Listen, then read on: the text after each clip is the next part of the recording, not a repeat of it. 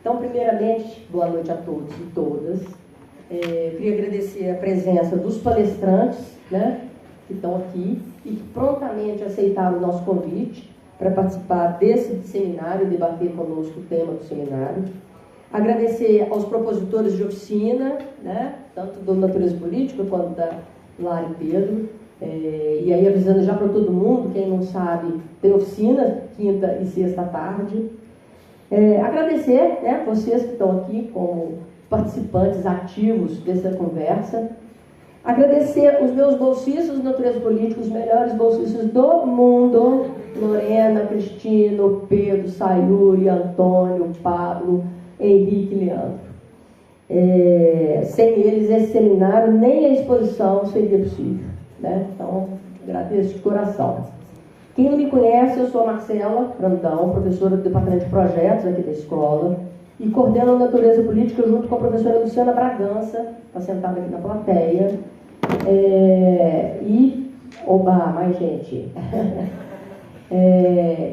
Sobre a Natureza Política, ele, apesar de ser um grupo de pesquisa jovem, né, cadastrado no diretório CNPq em 2022, se não me engano, foi 2022, ele era um programa de extensão vinculado ao grupo de pesquisa disciplinar, né? Grupo esse coordenado pela Natasha Rena, que a gente encerrou mais ou menos, a gente não dá conta de encerrar mesmo.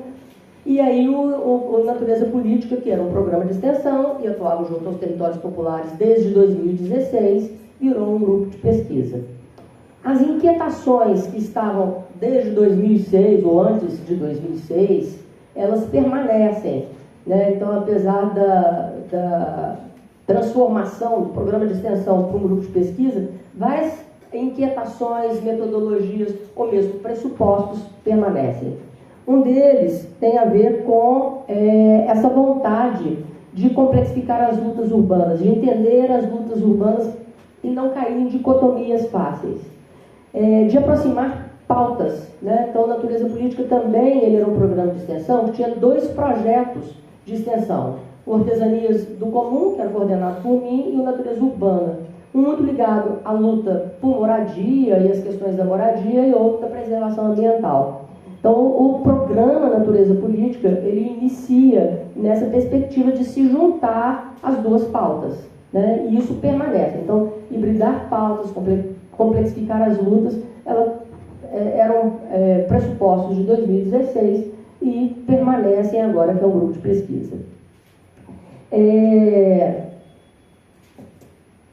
Tanto o seminário quanto a exposição que está lá embaixo, e eu vou falar depois rapidamente sobre a exposição, elas partem de inquietações do grupo de pesquisa relacionadas a metodologias de cartografar e de qualificar as práticas que a gente trabalha. No seminário específico, esse seminário específico, para qualificar e cartografar as práticas de assessoria técnica, né?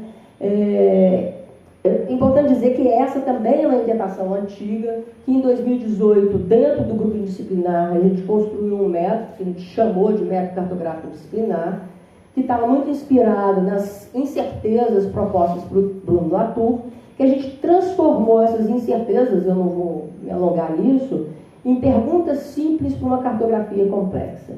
Esse método, a gente era basicamente o que, com quem, com o que, por quê, quando, onde, e a gente conseguiu fazer um desenho, inclusive em pesquisas do indisciplinar e depois de outras já dentro da Natureza Política, que a gente acredita que elas avançaram, porque muitas vezes a gente conseguia cartografar, por exemplo, as lutas urbanas, movimento social versus o Estado, né? O bom e o mal. Mas e as próprias contradições, ou as próprias diferenças entre os movimentos, a partir desse método a gente conseguiu ver, as estratégias eram diferentes.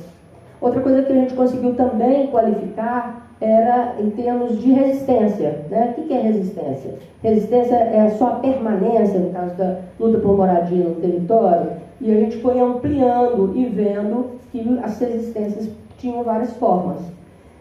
E como nós, né, trabalhamos por meio da extensão junto aos territórios, essa vontade de entender a própria prática e de qualificar essa prática e de ver também onde é que a gente estava repetindo ou caindo em determinadas armadilhas, né, das lutas urbanas, eu acho que a gente pode também, por mais que a gente tenha pressupostos conceituais, de não pré-determinar, né? Então, assim, o horizonte utópico é esse, né? Os horizontes utópicos são vários, para além das nossas intenções, os efeitos, eles são também sinalizadores. E a relação entre as intenções e os efeitos nos interessam até nas suas contradições. E aí, esse seminário, ele veio a partir disso, né? Como qualificar, se a gente quer fazer, no caso da extensão e da assessoria técnica, uma assessoria técnica implicada, situada, que não faça tábula rasa com os territórios parceiros, como é que a gente começa esse contato? Então, começa desde a caracterização, o que é bom, o que é ruim, o que é precariedade, o que é fragilidade, o que é potencialidade, já começa ali, né? Como é que a gente amplia isso? E isso vai ser o tema de uma das mesas, da mesa de amanhã. Por outro lado, todos nós imaginam que as dificuldades de mobilizar, de sensibilizar, de transformar. Então, esse vai ser um tema da mesa de sexta-feira. Vocês viram a exposição lá embaixo, né? Essa exposição é um desdobramento do método disciplinar, só que agora os nós, lá no método disciplinar, os nós eram os atores, eram os quens, os o quês, os porquês, e agora nós estamos trabalhando com linha. E essas linhas nos deram, a gente acha, que nos deram um entendimento do que seja um enlace, né, entre esses atores e os seus discursos. E isso permitiu que também a gente percebesse as lutas e qualificar as lutas, não por isso, assim, pelos seus desdobramentos ao longo do tempo, mas também pela intensidade de enlace. Essa palavra enlace, ela surgiu muito na pandemia, quando a gente, né, se juntou para construir a plataforma de uma rede chamada Rede Moradia Assessoria, e essa também é um evento entre essas pessoas que estavam ali durante quase 2 anos, né, construindo a rede. E a ideia desses enlaces, que ora, né, não há uma progressão linear, ele ora se enlaça, ora se rompe, ora as linhas permanecem soltas, e entender o processo sem pré-determinismos. E para abrir essa discussão, estamos aqui com a professora Karina Leitão, que é professora da Faculdade de Arquitetura da USP, possui graduação em Arquitetura e Urbanismo pela Universidade Federal do Pará, mestrado pelo Programa de Integração da América Latina da Universidade de São Paulo, doutorado em Planejamento Urbano e Regional da Faculdade de Arquitetura e Urbanismo da Universidade de São Paulo, e desde 2002 é pesquisadora do Laboratório de Habitação e Assentamentos Urbanos da FAUSP, que coordenou entre janeiro de 2016 e março de 2020. Tem focado suas pesquisas em habitação popular, planejamento urbano e regional, gestão municipal, políticas públicas urbanas e impactos de grandes projetos. Então, eu convido a todos para estar aqui nessa palestra. A gente quer que essa palestra tenha um clima de conversa, né? Então, depois dessa abertura, a gente vai circular a palavra, e fica o convite para participar, para todo mundo participar das mesas de amanhã de manhã, de sexta-feira, e das oficinas. Oficina, gente, é incrível participar, porque é onde a gente experimenta, né? Nós não vamos dar respostas, é um campo de experimentação. Então, fica todo mundo convidado. E aí, Karina, queria agradecer muito a sua presença, e a palavra está com você.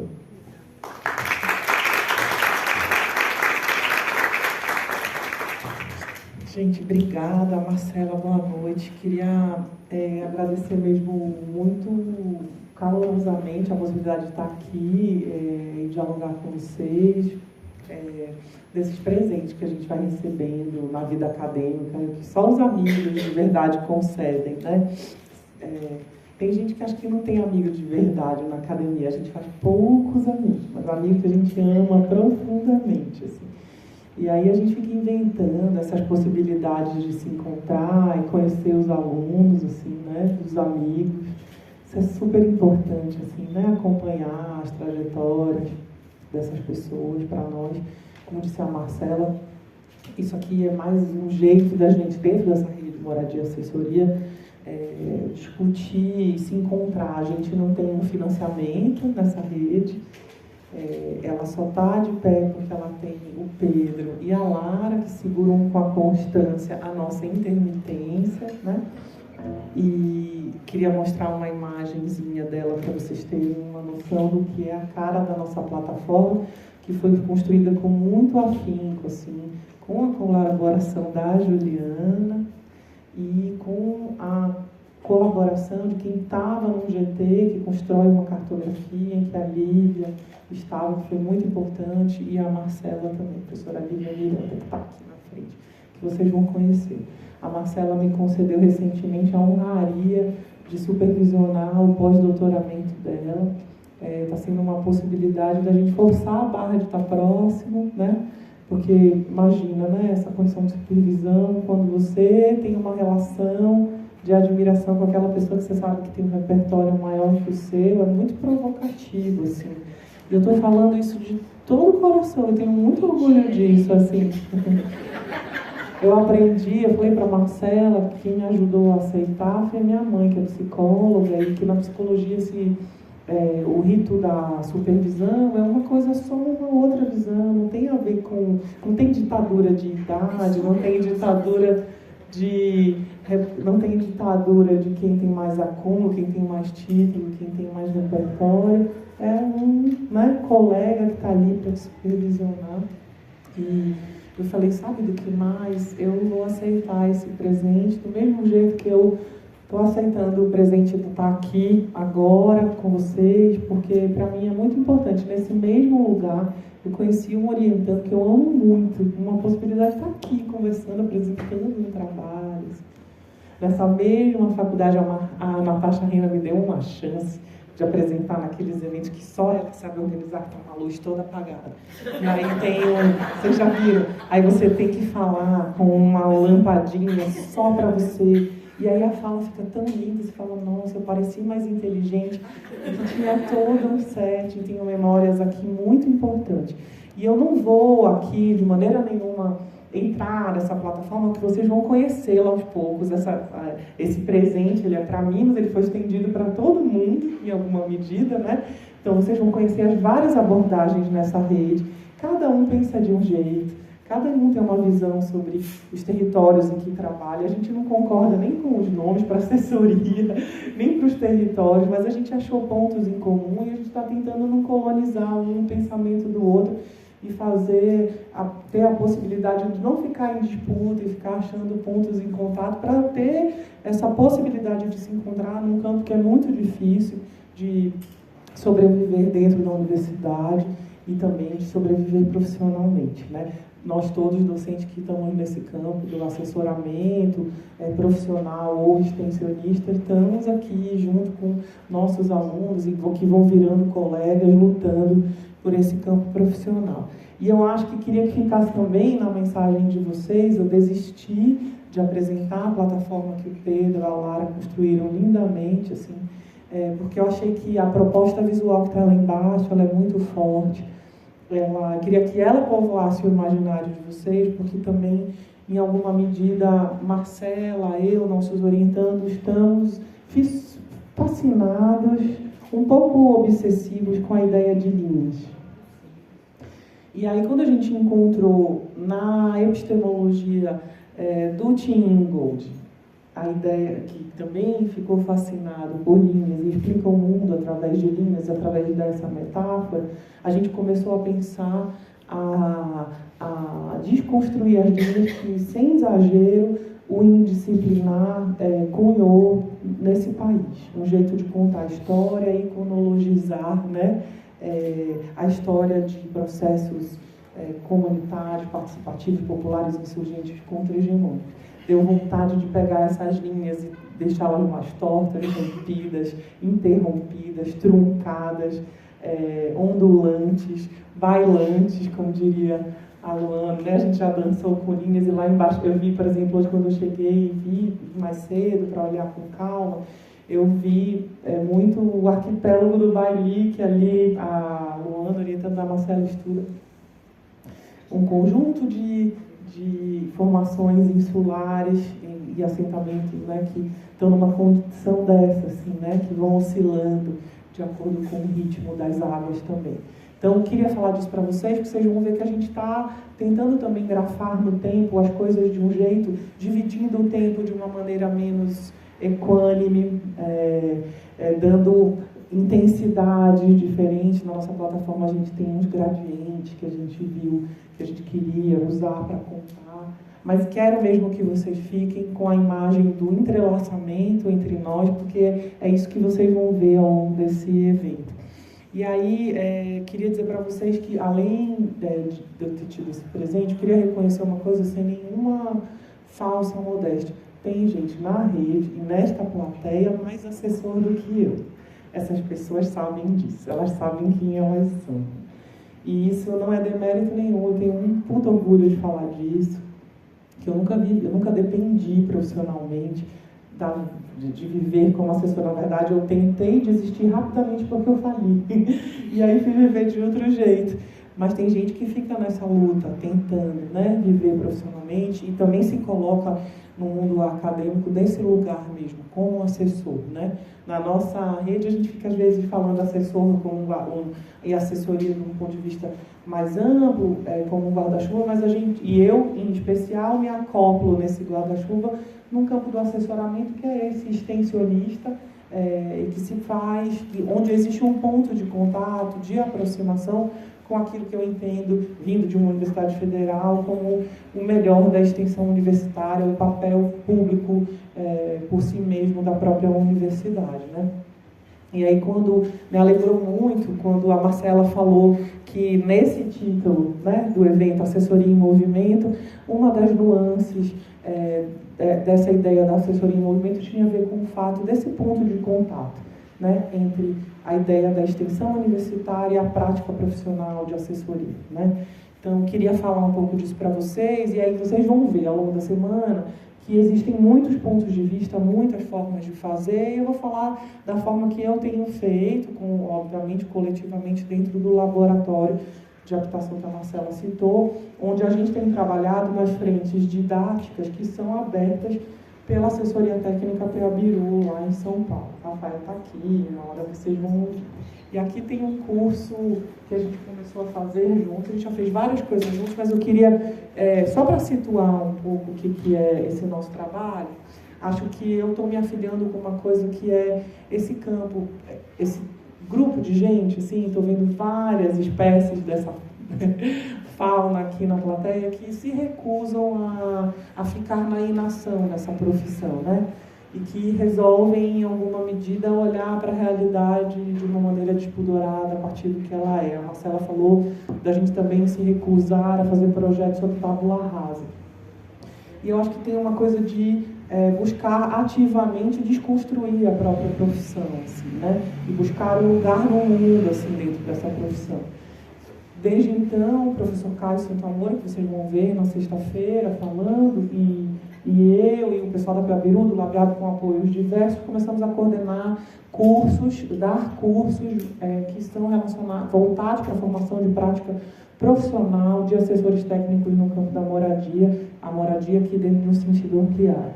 Esse é o primeiro curso que a gente fez, que chama CPP Artes, chamava CPP Artes, em que a gente fez formação profissional para arquitetos do Brasil inteiro. A Denise nos presenteou indo lá dar aula para a gente. E até hoje, juro para vocês, os nossos ex-alunos que viraram assessores, alguns deles abriram uma assessoria e tal, com dificuldade de se manter, não esquecem a fala da Denise, assim. Foi uma fala importantíssima sobre o que é o nosso projeto, o que é o projeto comunitário, assim. Foi bem determinante, assim. Toda hora, a Denise aparece meio como um oráculo. Mas isso aí a Denise já tinha falado para a gente desde... A Denise falou da importância da gente também comer junto, tanta coisa importante. Sobre o TEVAP, como a gente falou dos limites e das importâncias. Do ponto de vista didático, esses entrecruzamentos, esses encontros não têm sido coisas menores, assim, do ponto de vista do acúmulo de conhecimento. E aí, nesse curso, a gente dava aula para pedreiro, fazia obra que já foi destruída, né, com drenagem temporária, com corpos de prova, fazia a formação mesmo, disso saiu um filme, saiu uma revisão de todo o material da associação, dessa ocupação, que hoje em dia já é uma favela com todas as letras maiúsculas. Estou falando a palavra favela com o maior elogio a essa palavra, porque ela tem um sentido super bonito e disruptivo, né, na história brasileira. Todas esse curso de prática profissionalizante que a gente foi construindo foi uma referência muito importante para a gente dar seguimento, né, numa coisa que é essa experimentação prática e teórica junto, assim, um fazer pedagógico que vai sendo situado e vai olhando para o problema a partir do que ele é, nessa busca de tantos arquitetos que querem ser úteis. E aqui estou dialogando com um texto do Caio bonito, que os alunos adoram, ficou super difundindo, ele respondendo a uma provocação da nossa fundadora do laboratório, sobre o arquiteto ser útil. E que utilidade é essa, né? E aí para nós interessa uma utilidade da arquitetura que não é para qualquer um, é a utilidade da arquitetura para a maioria da população brasileira e, obviamente, também para transformar o que é, sem dúvida, apesar da gente não ter esses números claramente, a maior parte do estoque edilício do Brasil, né? Que é o estoque autoconstruído. Na sequência, a gente fez um curso que tratava de urbanização e de regularização fundiária num bairro na Zona Leste, em São Paulo, e vocês vejam esse tipo de temática com os quais os alunos e nós, professores, não lidamos normalmente na graduação. São poucos, né? Os professores, a gente consegue fazer umas disciplinas optativas, naquelas em que a gente consegue entuchar um currículo mais insurgente, porque, sejamos honestos, o currículo das arquiteturas e engenharias no Brasil é um currículo sobre uma ficção, né? Sobre realidades quase que ficcionais, assim. Estou carregando aqui nas tintas da crítica para dizer que, por exemplo, a gente pouco se depara com problemas muito importantes do cotidiano, né? Regularizar fundiária e urbanisticamente um determinado assentamento. A gente trabalhou junto com a Peabiru num contexto que acabou sendo pandêmico, não foi simples. Nossas incursões no território foram sempre muito controladas do ponto de vista do acesso. A gente falava menos com as pessoas em formato de assembleia, mas a Peabiru se inventou e reinventou graficamente, inclusive. Assim, os mapas que estão lá em cima foram resultado de incursões etnográficas com públicos, assim, 3, 4 crianças, um cadeirante, alguns idosos, para a gente poder ir entendendo esse território. Um outro curso que a gente fez foi um sobre ocupações em área central. A Peabiru já vinha trabalhando há muito tempo, né, com vários movimentos, que tem siglas, muitas siglas em São Paulo. São Paulo é a cidade do Brasil que tem o maior número de ocupações de prédios em áreas centrais. A gente fez um que também teve essa condição de olhar para a condição edilícia das instalações e as condições de segurança nesses prédios. Lara e Pedro estavam envolvidos, Rafael envolvido, coordenando também frentes de trabalho. E nesse curso, acho que a gente teve uma inflexão na nossa forma de olhar para o projeto, a partir de uma provocação do professor Ricardo Moretti, da UFABC, que agora está sediado na UNB. Ele organizou toda uma matriz de projeto, quer dizer, ele inspirou a organização de uma matriz de projeto com a gente, em que a gente começou a trabalhar com algumas prerrogativas.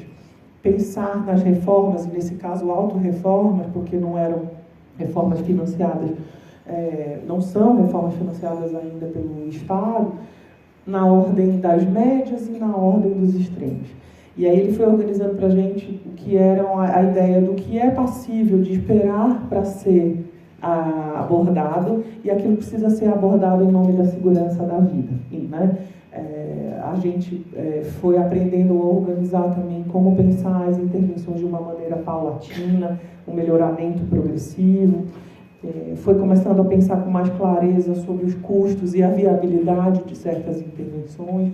E vocês vejam, a gente estava no primeiro e no segundo, nesse terceiro curso, lidando com ocupações que estão atuando numa condição de auto-urbanização e de auto-reforma, lidando com a contradição de não ser esse o nosso horizonte de luta. A nossa luta é pelo Estado, por mais política pública, mas num momento pandêmico de governo da ultradireita nazista, a gente foi negociando, inclusive, nossas próprias prerrogativas, né, de como se inserir e se aliar nas lutas.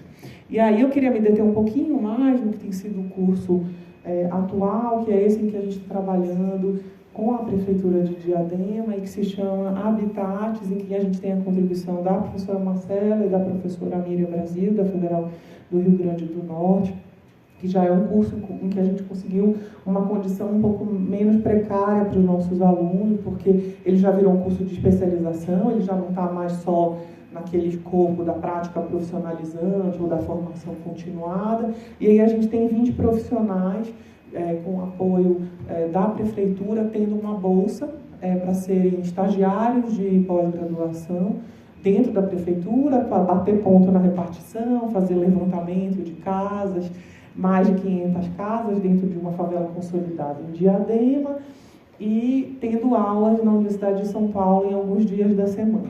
Queria falar um pouco disso porque queria mostrar para vocês o que significa a gente não fazer tabula rasa, se deparar com o universo que é esse da reforma e da vida real, da vida na favela, e como a UFMG tem nos inspirado muito, assim, em muitos sentidos, né? Queria falar disso para vocês, porque na prova de seleção, que nesse caso não era eliminatória, o pensamento do Tiago Castelo Branco, as produções dele, que já vem ajudando a gente nos cursos para pedreiros há muito tempo, foi super importante. A gente fez uma prova de sondagem com esses 20 profissionais. Vocês imaginam, 560 pessoas inscritas, a gente tinha que selecionar 20. Selecionamos 30. Vamos conversar, ver qual que é o perfil, e não é aquela coisa de entrevista de emprego que você vai olhar para o perfil da pessoa. Eu praticamente, com o Caio, a equipe de entrevistadores, a gente queria saber quem era da mesma laia, quem era praticamente kamikaze, quem é aquele maluco profissional militante, como diz a Lara no mestrado dela, que encara o problema, mata no peito e não fica com medo da complexidade. E mais ainda, como diz a Lara no doutorado, pega um problema que não conhece e intervém sobre ele, para não deixar de citar uma obra que tem nos ajudado muito, a obra da Donna Haraway, para falar dessa coisa de ficar com um problema, lidar com uma encrenca, agir sobre aquela encrenca, mesmo sem conhecê-la totalmente.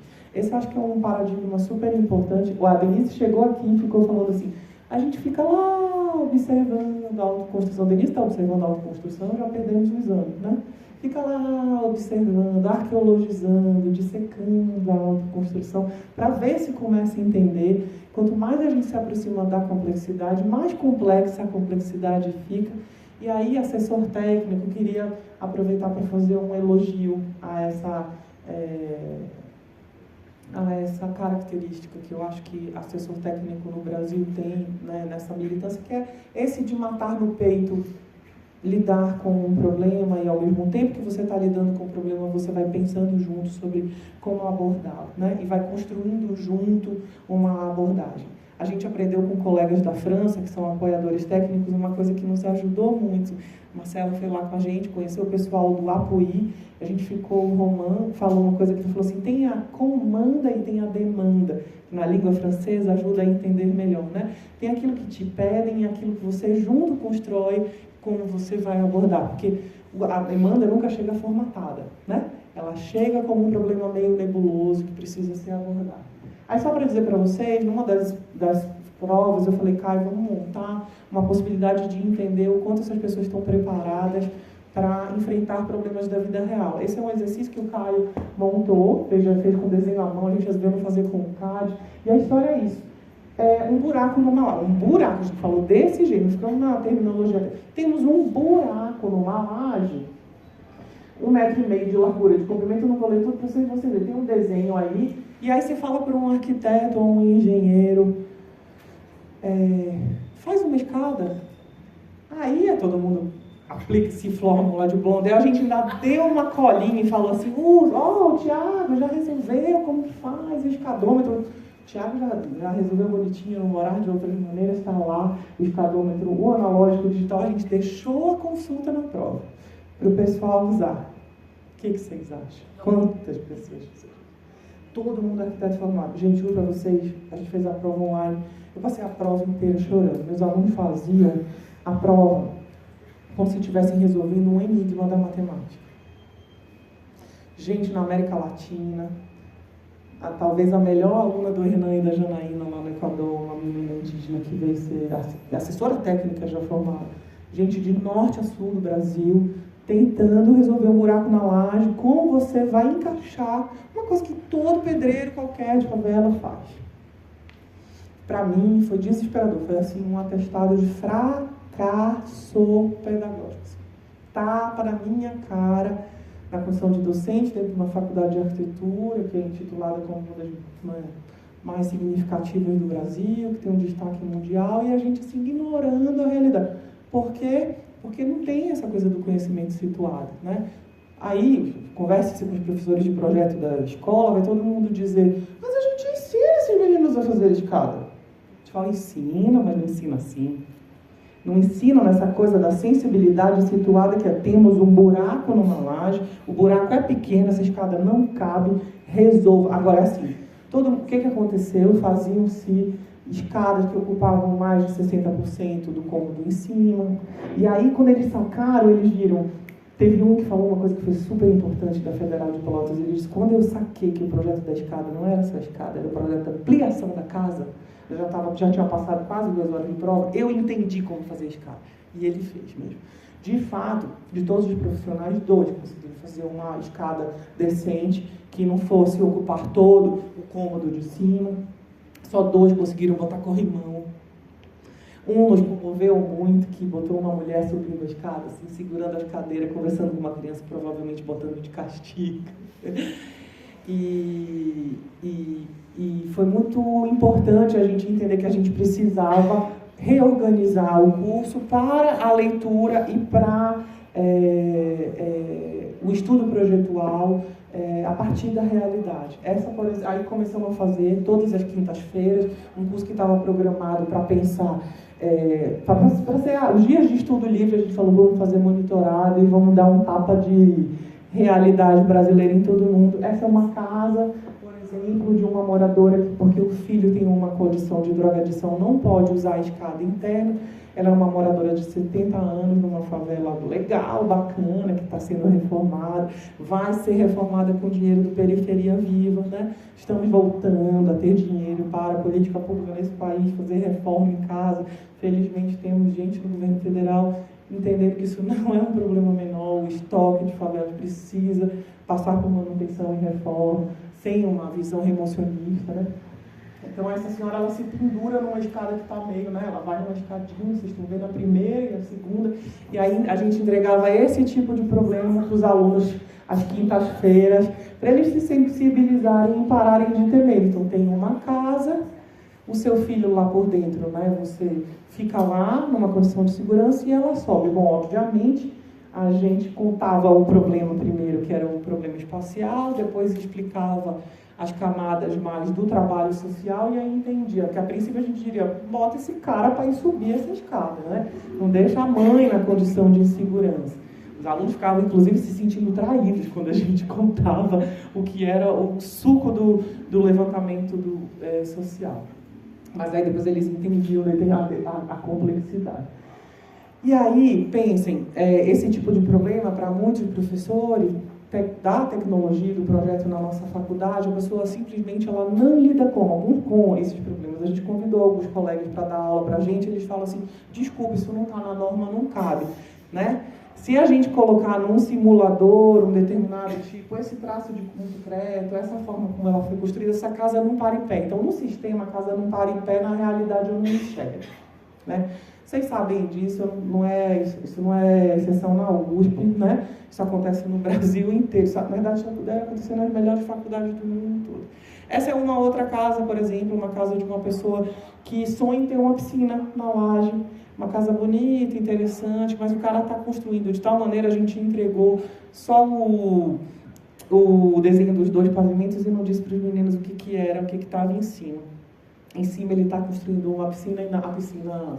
Como é que se diz para um morador que sonha em ter uma piscina, que tem uma sobrecarga e que ele não vai conseguir ficar? Também os alunos se sentiram super traídos quando a gente depois demonstrou para eles que eles iam precisar convencer o seu Moacir que aquela piscina não ia poder permanecer.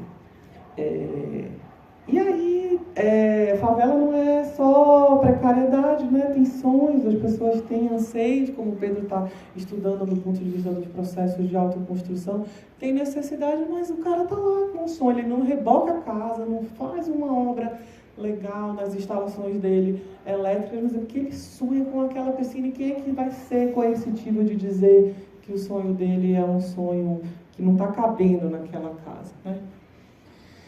Outros problemas com os quais a gente já começou a lidar a partir do levantamento do nosso próprio universo de trabalho, que é esse do Gasuso, para vocês verem. Problemas de umidade ascendente, umidade descendente, né? Vocês estão sentindo o cheiro dessa casa vendo a foto?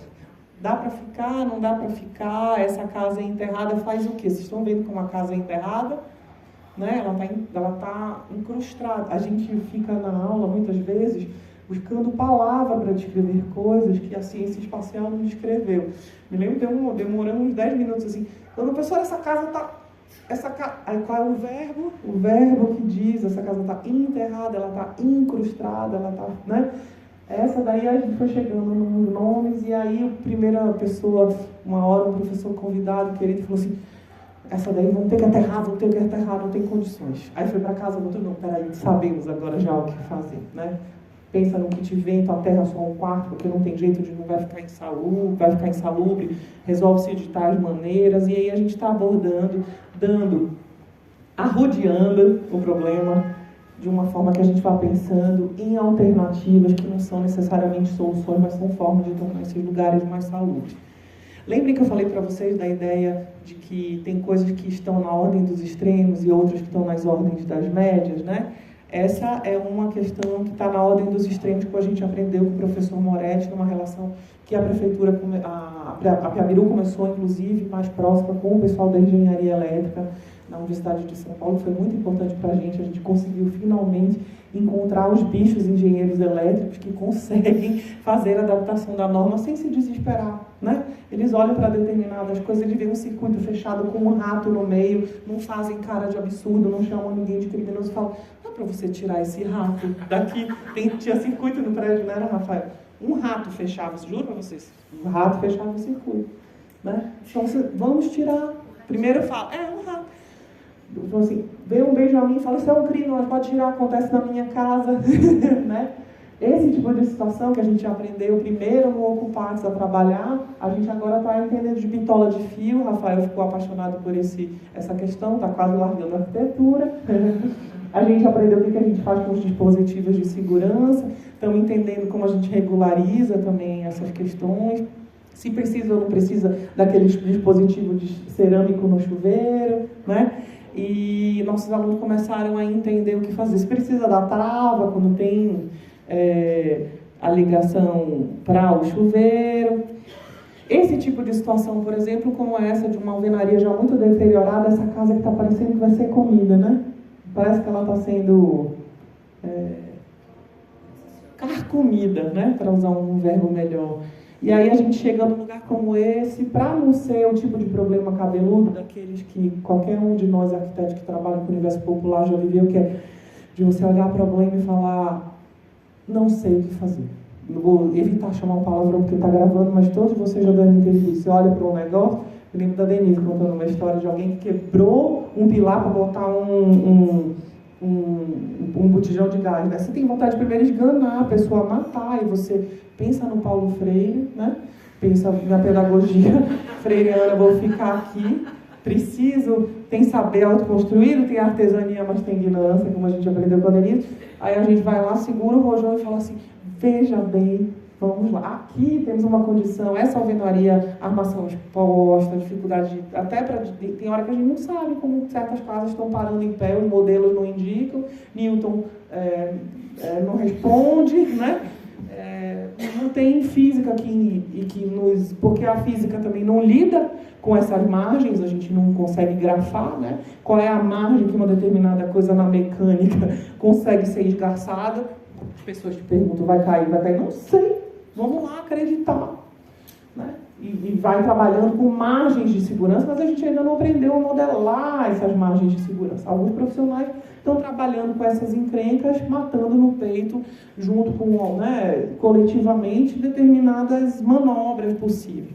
Mas aí, por exemplo, chegamos numa condição que esta favela já está urbanizada, tem um estoque que vai ser reformado, que é a maioria, mas chega em certos lugares que, mesmo não sendo remocionistas, nós precisamos dizer o que a responsabilidade técnica nos indica.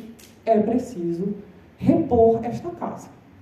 Porque não dá para... Aqui já chegamos num caso que a reforma dela ficaria provavelmente mais cara, ou fazer uma arqueologia do que é a condição estrutural dessa casa vai ficar mais investigativa, vira uma investigação de polícia, que é mais fácil demolir, né, e repor.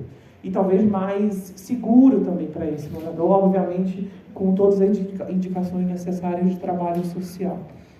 Essa outra casa aqui também, que é uma casa que está sendo reformada e apresenta patologias construtivas. Só não tem patologia construtiva no primeiro pavimento. Nos outros todos a situação é assim, desesperadora. Você chega, olha, quando tem esse tipo de condição em laje, que o olho já indica, né, sem você ter que fazer qualquer medição com nível, já a situação está numa condição bastante extrema, que seguramente esse é um dos problemas mais recorrentes em favela.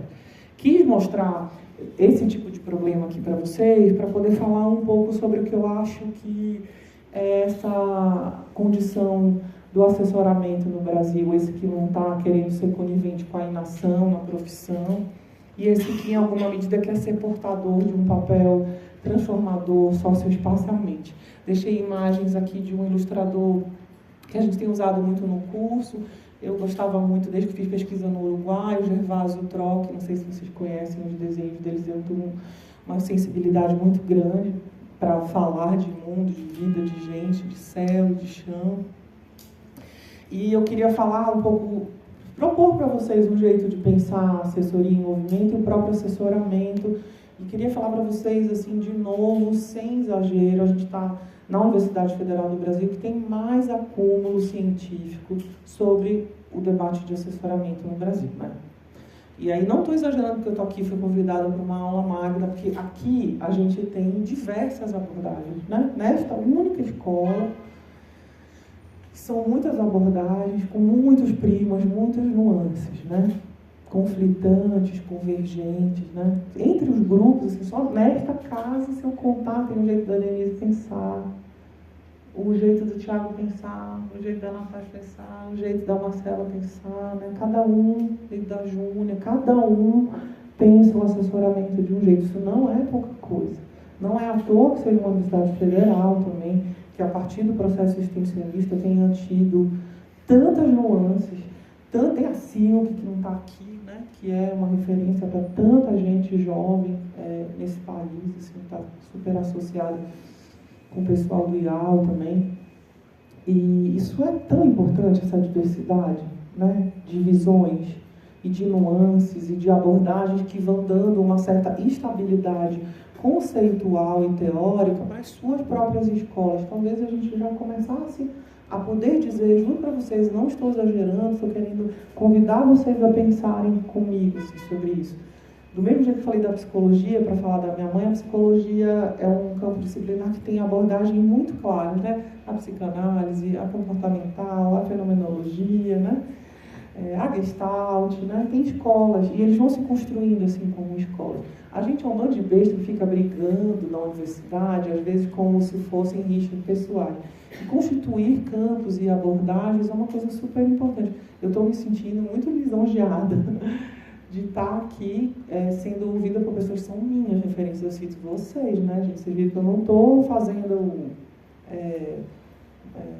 dourando pílula, estou falando mesmo do ponto de vista, porque acho que é uma coisa muito importante, inclusive, que é essa teoria que vai vindo da empiria, vai sendo provocada pela empiria, vai respondendo o tempo inteiro. Eu assisti aqui uma aula do Thiago, e quando eu vi que ele fazia a mesma coisa que eu e Caio fazíamos lá na faculdade, de falar de como se veste para ir a ocupação. A gente tem uma aula, e o Caio chama Com Que Roupa Eu Vou, para usar o samba do Noel, para tornar o tema mais palatável, mas para falar de como é que você usa a roupa de trabalho. O dia que eu vi, eu juro para vocês, eu disfarcei, choro, saí e fiquei presa aqui na faculdade no dia. Foi muito engraçado. Que era um sábado, o Thiago, maluco, vai buscar a galera na ocupação, volta, dirige, feito um maluco, para trazer todo mundo, para a universidade não ser essa coisa assim, mesmada, murada, né? Disse, nossa, a gente está fazendo coisas muito parecidas, cada um do seu jeito, cada um com a sua loucura, e talvez nessa loucura a gente esteja em busca dessa sensatez em relação ao que é a necessidade de transformar o horizonte da nossa profissão mesmo, né? E aí estou falando do ponto de vista da arquitetura, não estou querendo dizer que a arquitetura hegemoniza o campo do assessoramento, mas estou falando o tempo todo desse ponto de vista. E aí, para além de todas as coisas que eu estou falando aqui, que eu acho que são importantíssimas nas abordagens diferentes de vocês, eu queria falar desse lugar que eu acho que é um lugar comum, e que, juro para vocês, não estou querendo romantizar, nem parecer ingênua, mas eu acho que realmente assessor, dentro do ponto de vista, assim, se localiza, né? Arquiteto popular, e não precisa ser necessariamente só arquiteto popular, você não precisa ser exclusivamente só isso, age nesse sentido, olhando para o presente como ele é, né? E aí eu queria falar um pouco disso, porque eu acho que tem essa busca pelo que é o presente. Caio e eu vimos discutindo, e uma das orientandas dele incorporou essa discussão sobre o assessoramento como coadjuvante na luta por um futuro, né, de comunidades assessoradas. A Clara Araújo, orientando dele do Escalar, na Bahia, fala disso. Eu estou recentemente muito provocada pelo seu Antônio Bispo, que veio discutindo passado e presente, e falando que não tem futuro, tem passado e presente, né?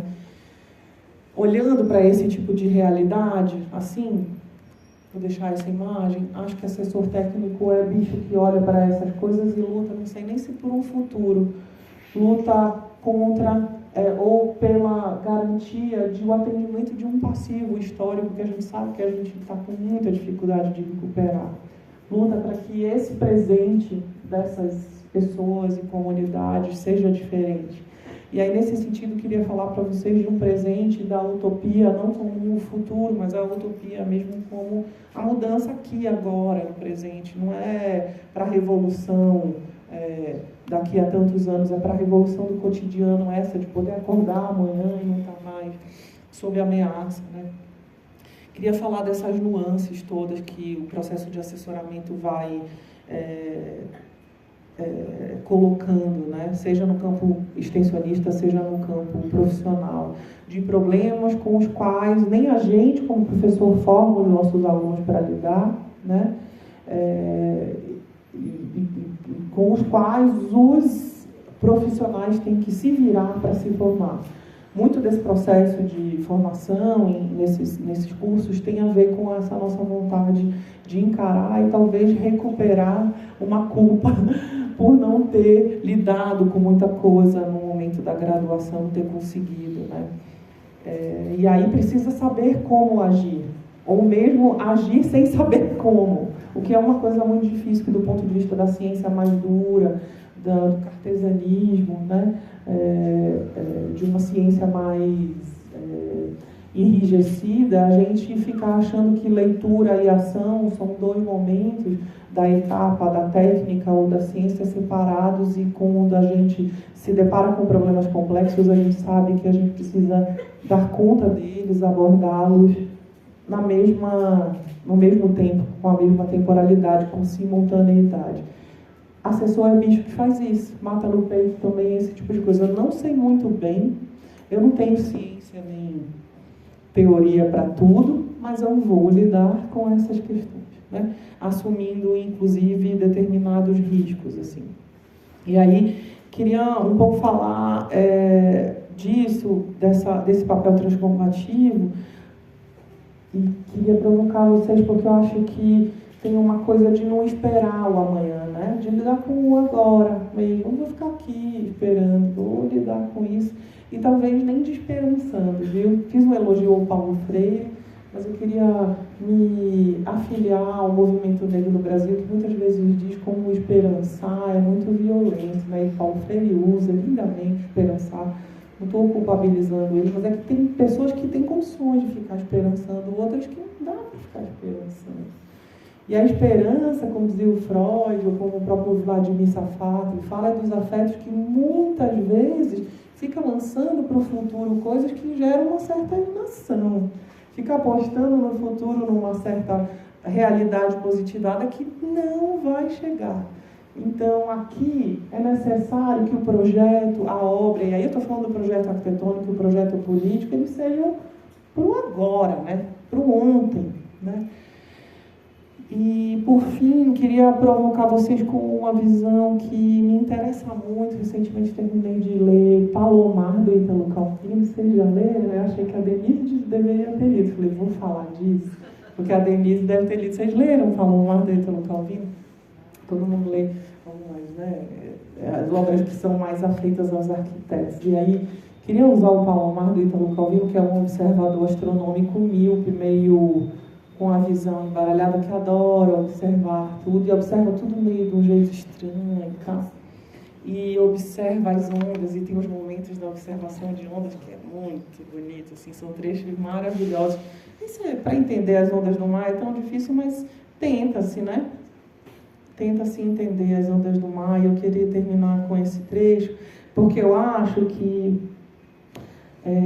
tem a ver com observar o mar. O Palomar é um trecho aqui para vocês. Ele narrando, ele vê tudo meio atrapalhado, em tempos diferentes, nessa miopia, vê tudo meio embaçado. Eu não quero dar muito spoiler, mas eu queria dizer para vocês assim. O mar está levemente encrespado e pequenas ondas vêm bater na costa arenosa. O senhor Palomar encontra-se na praia de pé e observa uma onda. Não se pode dizer que ele está absorto na contemplação das ondas. Não está absorto porque sabe bem que aquilo que faz pretende observar uma onda e observa. Não está contemplando porque para a contemplação é necessário um temperamento adequado, um estado de espírito adequado e um conjunto de circunstâncias. Palomar não ter qualquer questão de princípio contra a contemplação, nenhuma dessas três condições se verifica no seu caso. Finalmente, não são as ondas que ele pretende observar, mas a única onda e basta. Mas uma única onda e basta. Querendo evitar as sensações vagas, estabelece para cada um dos seus atos um objetivo limitado e bem definido. E aí, estou olhando, se essa casa fosse uma onda, ela é uma casa no mar de muitas casas, no Gazusa. Como é que a gente observa só essa casa, né, e olha para ela e contempla essa casa além dela? Não é a casa, né, gente? A gente está falando, não sei que cada um, como assessor, se entende. A gente está falando de justiça, né? De romper com o cinismo do Estado no Brasil, né? Lutar por uma possibilidade de a gente ser mais humano, talvez, né? Da gente não olhar para esse tipo de coisa e ficar anestesiado. E aí eu acho que é assim que eu queria terminar, da assessoria em movimento, e fiquei pensando no movimento mesmo do mar. Acho que os assessores técnicos são profissionais que na arquitetura, pelo menos esses da arquitetura que são os bichos que eu conheço, que se recusam a ficar à deriva. Eles sabem, como qualquer navegador, que você vai em busca do horizonte. Cada vez que você se aproxima do horizonte, você se dá conta que aquele horizonte continua lá. Então você fica lá rodeando, porque a Terra é redonda, né?